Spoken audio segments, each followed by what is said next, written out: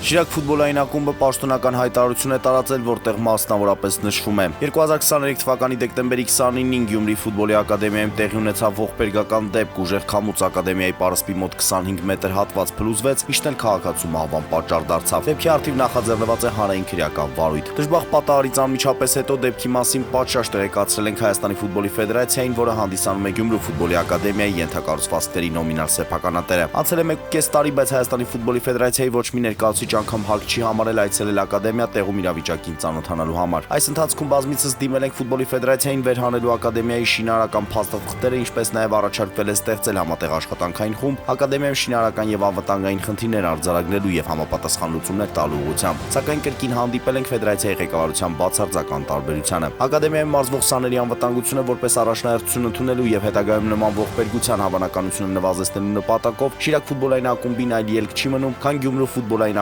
ակադեմիան հետ հանձնել Հայաստանի ֆուտբոլի ֆեդերացիային, նշված է հաղորդագրության մեջ։